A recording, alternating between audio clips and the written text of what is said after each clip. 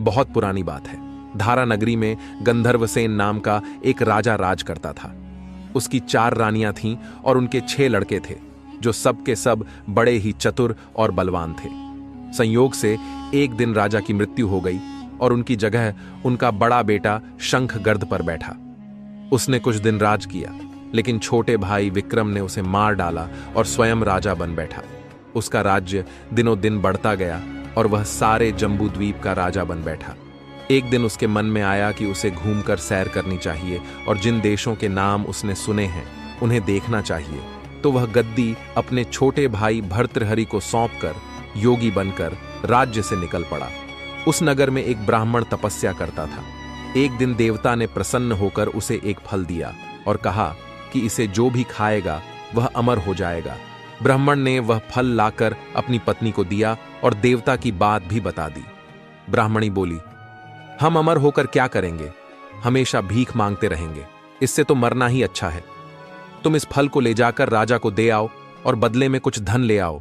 यह सुनकर ब्राह्मण फल लेकर राजा भर्तृहरि के पास गया और सारा हाल कह सुनाया। भर्तृहरि ने फल ले लिया और ब्राह्मण को 1 लाख रुपये देकर विदा कर दिया। भर्तृहरि अपनी एक रानी को बहुत चाहता था। उसने महल में जाकर वह फल उसी को दे दिया। रानी की मित्रता शहर के कोतवाल से थी। उसने वह फल कोतवाल को दे दिया। कोतवाल एक वेश्या के पास जाया करता था। वह उस फल को उस वेश्या को दे आया। वेश्या ने सोचा कि यह फल तो राजा को खाना चाहिए। वह उसे लेकर राजा भर्तृहरि के पास गई और उसे दे दिया। भर्तृहरि ने उसे बहुत सा धन दिया, लेकिन जब उसने फल के अच्छी तरह से देखा तो पहचान लिया। उसे बड़ी चोट लगी, पर उसने किसी से कुछ नहीं कहा और महल में जाकर रानी से पूछा कि तुमने उस फल का क्या किया? रानी ने कहा, मैंने उसे खा लिया। राजा ने वह फल निकालकर दिखा दिया। रानी घबरा गई और उसने सारी बात सच सच कह दी। भर्तृहरि ने पता लगाया तो उसे पूरी बात ठीक ठीक मालूम हो गई। वह बहुत दुखी हुआ। उसने सोचा, यह दुनिया माया जाल है, इसमें अपना कोई नहीं। वह फल लेकर बाहर आया और उसे धुलवाकर स्वयं खा लिया।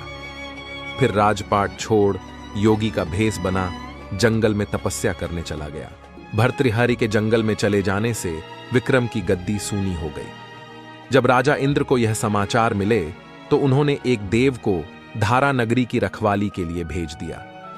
वह रात दिन वहीं रहने लगा। भर्तृहरि के राजपाट छोड़कर वन में चले जाने की बात विक्रम को मालूम हुई तो वह लौटकर अपने राज्य में आया। आधी रात का समय था।